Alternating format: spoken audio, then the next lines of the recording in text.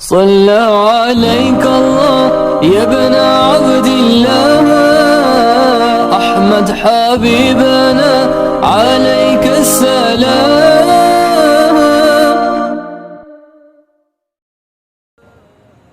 چند لوگ ہیں 40 کے قریب 38-40 نبی علیہ السلام کو بار بار درخواست دی جا رہی.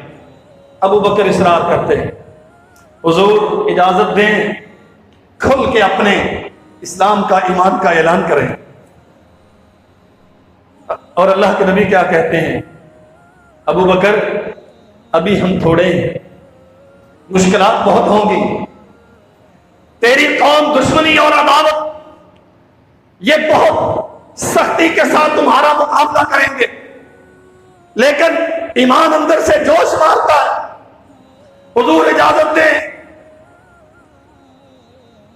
بالآخر اجازت مل گئی اور بیت اللہ میں آ کے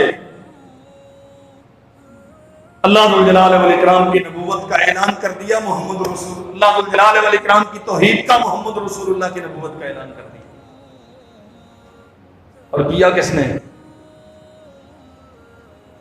اسی لیے اہل سیرت نے لکھا ہے سب سے پہلے ایمان لانے والے, بولو, سب سے پہلے ایمان لانے والے, سب سے پہلے اپنے ایمان کا اظہار کرنے والے, اول خطیب الی الاسلام ابو بکر, اور سب سے پہلے لوگوں کو اسلام کی دعوت دینے والے بھی ابو بکر, اول الناس خطیبا. آج بیت اللہ کی دیوار کے سائے میں کھڑے ہیں اور دنیا کو اللہ کی توحید کا پیغام دے رہے ہیں.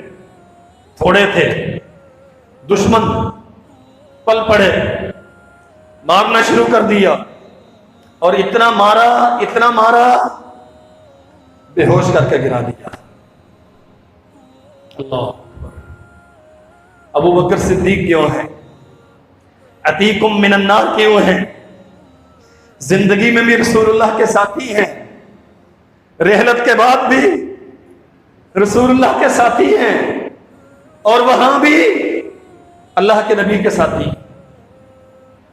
ایمان کا معیار کیا ہے؟ بے ہوش کر کے گرا دیا اور مارا. عتبہ بن ربیعہ نے مارا, کیل لگے ہوئے جوتوں سے مارا, اور یہ کیل لگے ہوئے اس ناپاک انسان کے ناپاک جوتے ابو بکر صدیق رضی اللہ عنہ کے مقدس چہرے پہ پڑتے تھے. لہو لہان ہو گئے, اس قدر زیادہ بے ہوش ہو گئے. بنو تیم کے لوگ, قبیلے کے لوگ, انہیں پتا چلا ہمارے قبیلے کے ایک سردار کو ابو بکر کو مارا ہے. آئے بیت اللہ میں, اٹھایا اور گھر لے گئے, اور بیت اللہ میں کھڑے ہو کے اعلان کر دیا ابو بکر کی جو حالت ہے لگتا ہے کہ یہ جانور نہیں ہو سکیں گے. زبان خاموش ہے, حواس پہ مدہوشی طاری ہے, کلام بند ہے, ابو بکر بول نہیں سکتے, لہو لہان ہے. کہا لوگوں لگتا ہے کہ ابو بکر بچ نہیں پائیں گے, اور اگر آج ابو بکر فوت ہو گئے تو ہم عتبہ بن ربیعہ کو ضرور قتل کریں گے. قبیلے کی عصبیت, خاندانی عصبیت, اسلام کا مسئلہ نہیں ہے, خاندانی عصبیت کی وجہ سے دن کے پہلے ٹائم یہ سانحہ ہوا. شام ہو گئی, خاندان سارا جمع ہے, ابو بکر زخموں سے خون رس رہا, ہوش نہیں آ رہی, زبان نہیں بول رہی. بہت وقت کے بعد شام کے قریب جا کے جناب ابو بکر صدیق رضی اللہ عنہ ہوش میں آئے. اللہ نے قوت گویائی بحال کی, اور زبان سے جو پہلی بات کہی, ما فعل رسول اللہ, میرے ساتھ اللہ کے نبی بھی تھے, ان کا حال کیا ہے, صلی اللہ علیہ وسلم. اہل سیر نے لکھا ہے قبیلے والے اٹھے اور برا بھلا کہنے شروع ہو گئے. ارے ہم تیری وجہ سے عتبہ بن ربیعہ کے قتل کے درپے ہو رہے ہیں, اور تو نے جس کی وجہ سے اتنی مار کھائی, ہوش میں آ کے سب سے پہلے انہی کا پوچھنا. اپنے زخموں کی فکر نہیں، چوٹیں کہاں کہاں آئی ہیں اس کا غم نہیں، کتنا مارا کیا ہوا تجھے اس کا صدمہ نہیں، تو ہوش میں آیا تو سب سے پہلے رسول اللہ کا پوچھا، سارے اٹھ کے چلے گئے۔ اس کے ساتھ اس کا کیا کرنا ہے؟ جس کی وجہ سے اتنی مار کھائی ہے اسی کے ترانے پڑتا۔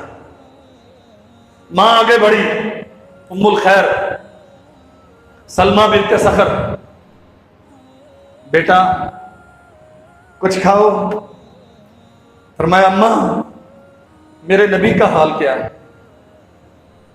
ماں کہتی میں نہیں جانتی تیرے نبی کو، مجھے نہیں معلوم اس کا حال کیا ہے، کچھ کھا لو۔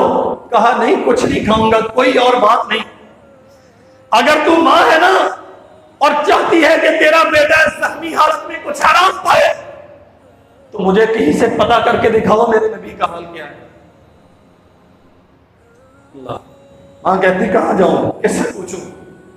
کہا ام جمیل فاطمہ بنت خطاب، عمر کی بہن رضی اللہ عنہ، ان کے پاس جاؤ، ذرا خاموشی سے جانا، وہ بتائیں گے، انہیں پتا ہوگا۔